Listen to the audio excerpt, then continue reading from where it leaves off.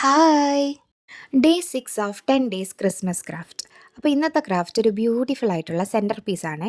ഒന്നുമില്ല, ഒരു MDF board എടുക്കുക, അതിൽ കയ്യിലുള്ള കുറച്ച് സാധനങ്ങളൊക്കെ കൂടെ ഒട്ടിച്ച് വെക്കുക. Centre piece ready. ഇതൊരു ക്യാൻഡിൽ ഹോൾഡർ ആയിട്ട് നമുക്ക് യൂസ് ചെയ്യാൻ പറ്റും. അപ്പോൾ ഞാൻ ആദ്യം ഒരു MDF ബോർഡ് എടുത്തു. റൗണ്ടാണ് ഞാനിവിടെ എടുത്തത്. എന്നിട്ട് ഈ ഒട്ടിക്കുന്നത് ഒരു ക്യാൻഡിൽ ഹോൾഡറാണ്. എൻ്റെ അടുത്ത് ഓൾറെഡി ഉണ്ടായിരുന്നൊരു പഴയ ക്യാൻഡിൽ ഹോൾഡറാണ്. അപ്പോൾ ഞാൻ അത് ഒട്ടിച്ച് വെക്കുന്നുണ്ട്. എന്നിട്ട് നമുക്ക് ഈ പൈൻ ലീഫിൻ്റെ ബ്രാഞ്ചസ് പോലത്തെ നമ്മുടെ ക്രിസ്മസ് ട്രീയുടെയൊക്കെ ബ്രാഞ്ചസ് പോലത്തത് ഇൻഡിവിജ്വലി നമുക്ക് മേടിക്കാൻ കിട്ടും കേട്ടോ.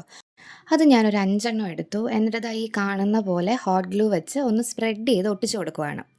ഇതൊക്കെ ഒട്ടിച്ചു കൊടുക്കുന്നതിന് മുന്നേ നമുക്ക് വേണമെങ്കിൽ ആ MDF ബോർഡില്ലേ ബേസ് ആയിട്ടുള്ളത്, അത് നമുക്ക് ഇഷ്ടമുള്ള കളറ് ചെയ്യാവുന്നതേ ഉണ്ടായിരുന്നുള്ളൂ. ഞാൻ ചെയ്തില്ല. ഈ ലീഫെല്ലാം ഒട്ടിച്ച് സെക്യൂർ ചെയ്തതിന് ശേഷം ഞാൻ എടുക്കുന്നത് ക്രിസ്മസ് ഫ്ലവറാണ്. ക്രിസ്മസ് ഫ്ലവർ എല്ലാവർക്കും അറിയായിരിക്കുമല്ലോ. ഈ കാണുന്നത് പോലത്തെ റെഡ് ഫ്ലവറാണേ. അതും ഹോട്ട് ഗ്ലൂ യൂസ് ചെയ്ത് ഞാൻ ഒട്ടിച്ച് കൊടുക്കുന്നുണ്ട്. ആദ്യം ഇതെല്ലാം ഒട്ടിക്കുന്നതിന് മുന്നേ ജസ്റ്റ് ഒന്ന് വെച്ച് നോക്കുക. എന്തൊക്കെ ഐറ്റംസാണ് നമ്മൾ എടുത്ത് വെച്ചിട്ടുള്ളത്, അത് ഏത് അറേഞ്ച്മെൻറ്റിൽ ചെയ്താലായിരിക്കും ഭംഗി എന്നൊക്കെ നോക്കിയിട്ട് വേണേ ഒട്ടിക്കാൻ.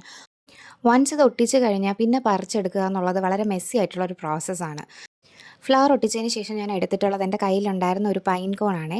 അതിലും നല്ലോണം ഹോട്ട് ഗ്ലൂ സ്പ്രെഡ് ചെയ്തിട്ട് ഞാൻ ഒട്ടിച്ച് കൊടുക്കുന്നുണ്ട്. എന്നിട്ട് നമ്മുടെ ക്രിസ്മസ് ട്രീത്തിൻ്റെ വീഡിയോയിൽ യൂസ് ചെയ്ത ഗോൾഡൻ ബോൾസ് നിങ്ങൾക്ക് ഓർമ്മയുണ്ടോ?